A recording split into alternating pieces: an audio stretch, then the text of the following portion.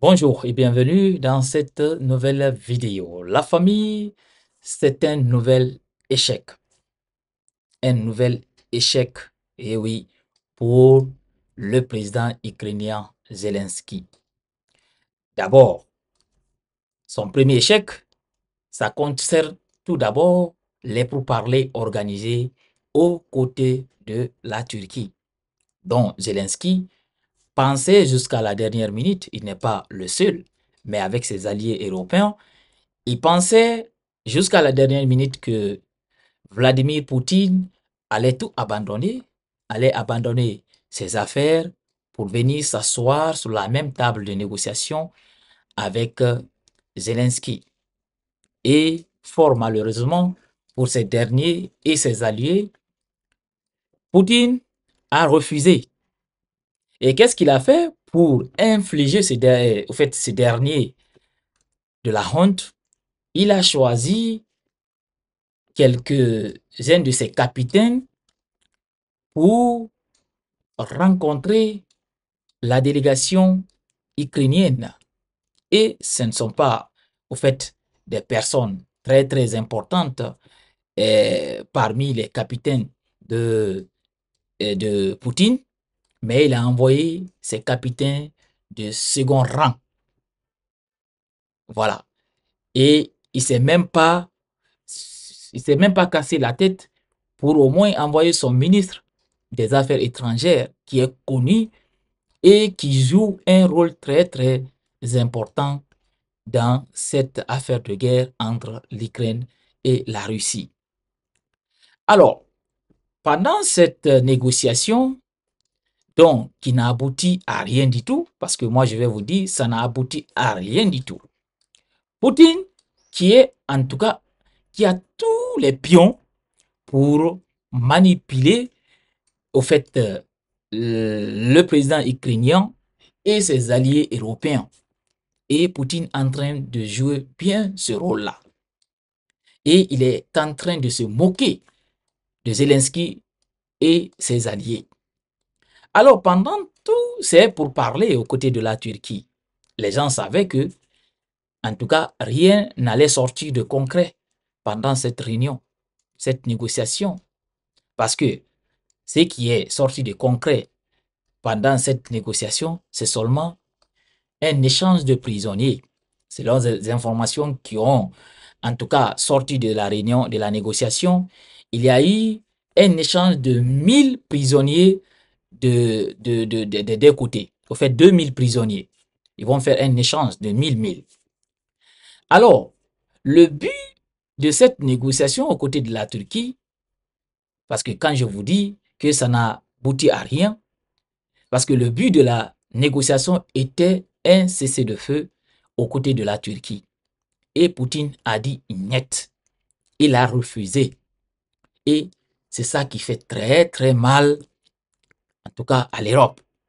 Parce que juste après l'échec de la négociation, on a vu le petit Macron qui est sorti pour parler encore de nouvelles sanctions contre Vladimir Poutine et son pays, la Russie, malgré toutes les sanctions depuis le début de la guerre aux côtés de l'Ukraine, toutes les sanctions qu'on a infligées à Poutine et à la Russie, ça n'a abouti, ça n'a rien donné du tout, parce que ça n'a pas affaibli les Russes, ça les a même motivés à continuer la guerre, malgré toutes les sanctions. Et Macron annonce des nouvelles sanctions. Mais moi, ce qui me fait rire dans tout ça, c'est que Macron dit qu'ils vont encore prendre des nouvelles sanctions contre les Russes et Poutine. Parce que selon eux, Vladimir Poutine refuse de négocier et que c'est lui qui veut perdurer la guerre. Mais pour prendre ces sanctions-là contre la Russie, Macron dit qu'il faut avoir l'aval des États-Unis. C'est là où vous allez comprendre que les gens là, en train de jouer avec Zelensky. Et dans tout ça, qui est en train de souffrir? C'est le peuple ukrainien. Parce que depuis le début de la guerre, imaginez toutes les aides qui ont été envoyées à l'Ukraine, ça n'aboutit à rien. Et ça, en tout cas, c'est seulement pousser le gars à rentrer en conflit avec Poutine. Et maintenant, eux tous, qu'est-ce qu'ils font?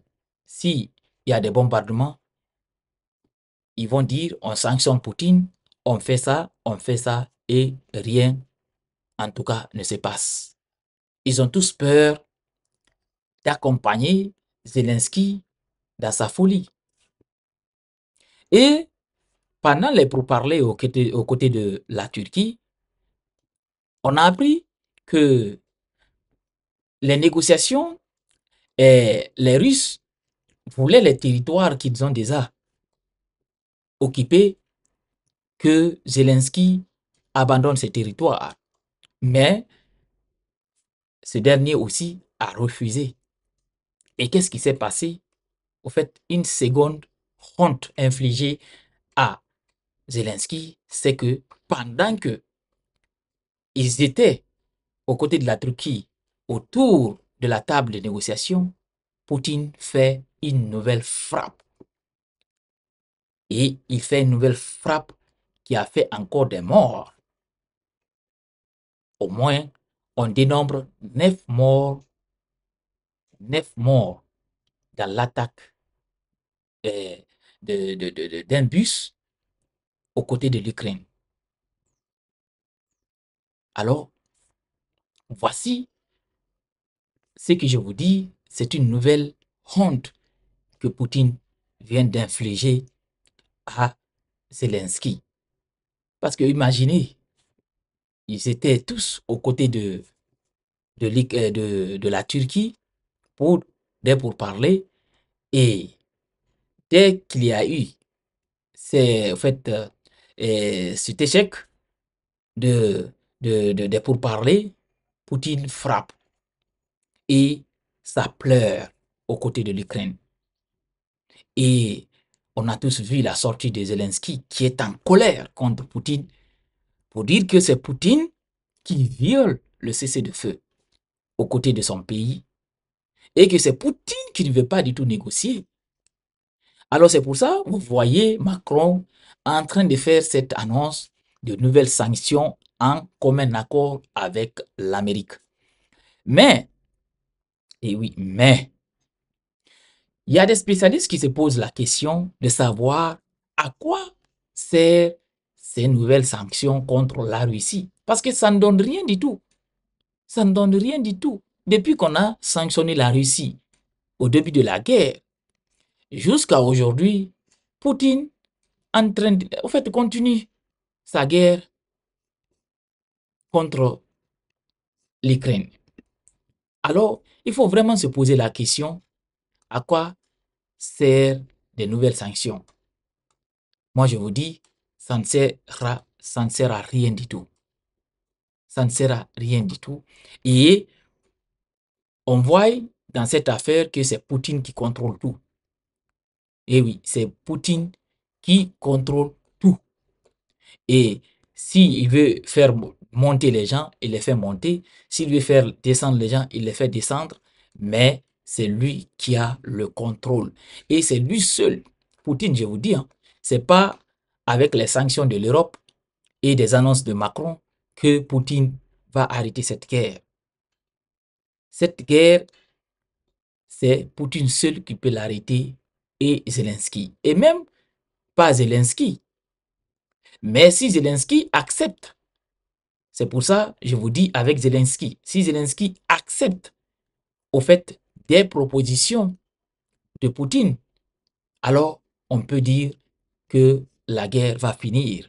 Mais tant que ce dernier reste derrière les Européens qui le poussent au fond et qu'eux ils restent derrière, je vous dis, Poutine n'est pas du tout prêt à arrêter. Alors c'est ça, les Européens doivent comprendre que ils n'ont aucune carte en main. C'est Poutine qui a toutes les cartes. Et il ne fait que démontrer ça depuis le début de la guerre. Mais ils sont en train de faire, au fait, ils sont en train de faire les trucs pour ne pas reconnaître leurs fautes. Mais dans tout ça, Zelensky doit comprendre que c'est lui qui a tout à perdre, mais pas Poutine. Parce que Poutine mène le combat sur son territoire. Et il doit comprendre ça. Parce que n'oubliez pas, là où tout a commencé de cette guerre, il ne faut pas qu'on arrive à oublier ça. Tout a commencé, c'est quand Zelensky a fait, au fait, a voulu rejoindre, au fait, a voulu faire rejoindre son pays dans l'OTAN et dans l'Europe, l'Union européenne. C'est là où tout a commencé. Et Poutine, depuis ces jours, a déclaré la guerre à Zelensky et à son pays. Alors, il faut que les Européens, eux, le petit Macron, doivent comprendre qu'il n'a aucune carte. Ni lui, ni ses alliés, ils n'ont aucune carte en main. La carte, c'est Poutine qui a cette carte-là. Alors, pour un cessez-le-feu, il faut que Zelensky accepte les propositions de Poutine parce qu'il n'a pas de force, en tout cas, à dire non.